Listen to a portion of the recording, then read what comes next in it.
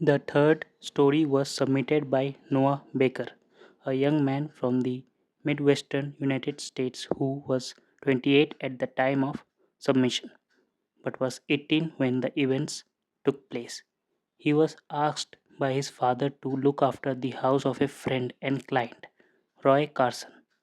After feeding the family dog, Zeke, Roy asked Noah for help getting rid of a computer virus on his computer, which also housed the house's security camera system. Noah found the office a suitable place to complete his duties and quickly solve the virus problem. Throughout the night, he sends a few text messages to his girlfriend, Evelyn Cooper. Roy asks Noah to do the shopping with a $100 bill from his nightstand. Noah uses Roy's son Alex's bike to get to Nux, a nearby convenience store. There he runs into his high school friends, Andy and Turner, who tell him that his ex girlfriend Kara had stopped by and made a purchase shortly before he arrived.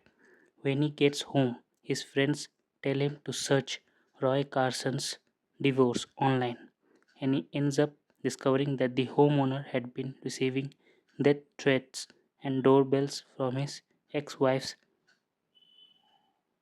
fans after her alleged infidelity. While he's reading the news, there's a knock at the door. Frightened by the situation after reading the news, he hesitates to open it until he confirms with Carson that he's brought him a pizza for dinner. While watching television and eating pizza, there's another knock at the door.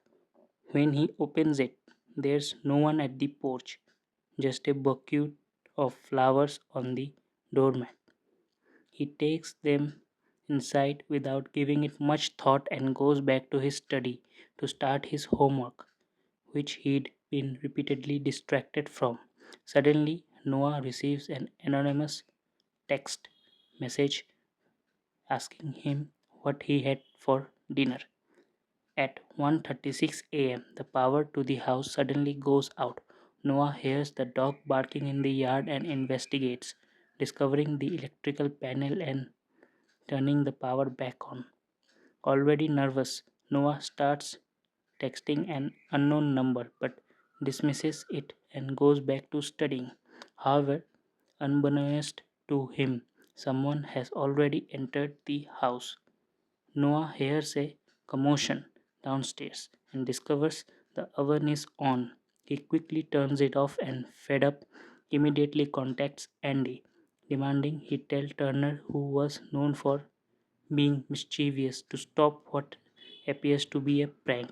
But to Noah's surprise, he learns that Andy and Turner are still together, but at Andy's place.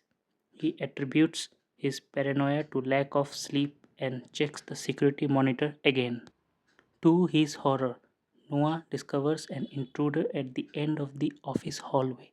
The woman walks toward him and stands ominously in front of the door, a kitchen knife in her hand. During a brief exchange through the closed door, the woman turns out to be Kara, who pretends to reconcile with Noah before threatening to kill him and Evelyn. Noah leaves the office and hides in the laundry room across the hall, where he peers through the blinds and windows of the door. While Kara is distracted searching for him in the office, Noah sneaks out and flees the house. The game's epilogue reveals that Kara had fled when the police arrived after being contacted by Walter. Kara's backstory is also revealed. She and Noah met online and began dating despite their 3-year age difference. However, after 2 months, Kara started using meth and quickly became addicted. After several failed attempts to help her, Noah ended their relationship, which enraged her. It is also revealed that she was under the influence of the drug during the incident and had tried to mislead the officers about her intentions that night, but the security footage proved too incriminating and she is ultimately sentenced to an unspecified length of prison.